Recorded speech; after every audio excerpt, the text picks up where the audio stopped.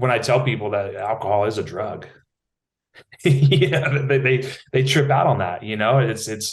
Look at how many people die from alcohol related deaths every year. I work in the treatment field. The worst uh, deaths that I see, or the worst cases that I see, are alcohol related. Yeah. It's a slow killer. Did you see a spike throughout the pandemic and post pandemic of people coming into treatment? Completely, Yeah. completely, and a lot of that goes back to mental health. Yeah. Is people are struggling with their mental health. A lot of relapses, a lot of first timers as well. Yeah. No, I had a fall off. Luckily, my last fall off, I'll be coming up on 2 years, February 15th. Lasted for that evening, but yeah,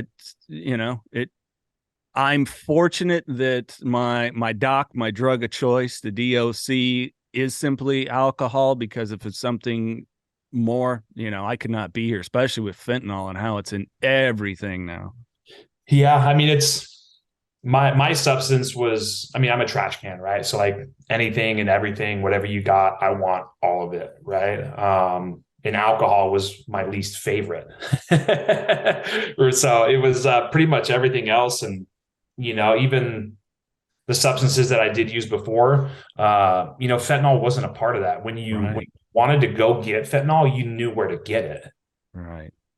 So, and you knew what you were using for the most part, right? Like, I eventually succumbed to heroin, like a lot of people do. And, you never know what's in it.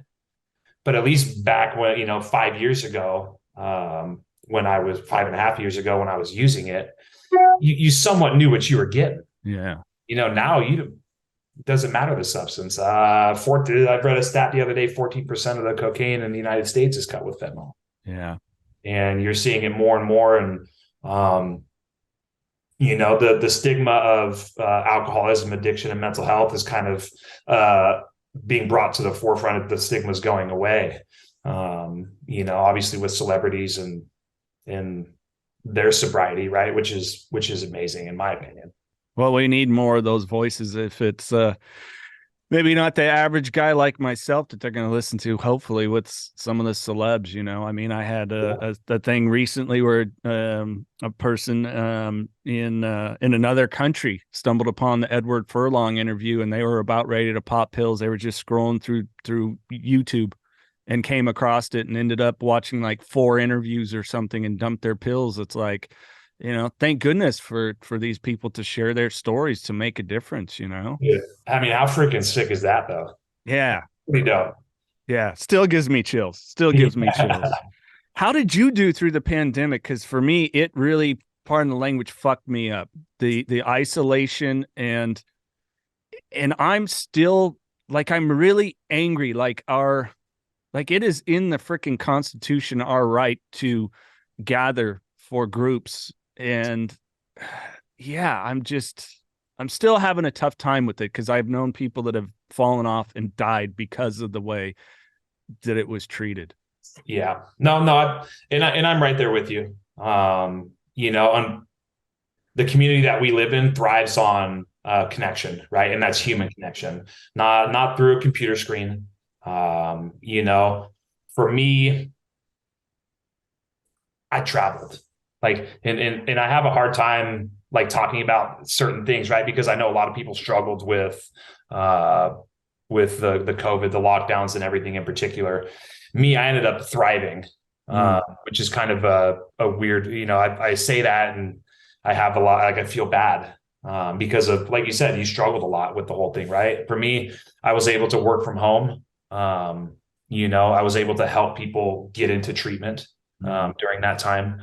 Was able to get a promotion, get a new job, and was able to save money, which was a blessing, right? So where I was able to buy a house again, which I never thought I'd be able to do.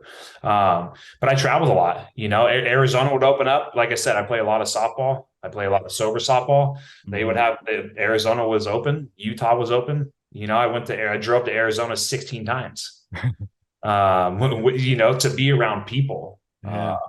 But I would do a lot of H&Is in treatment centers. but it's just different. You're doing it with a mask on. You're doing it.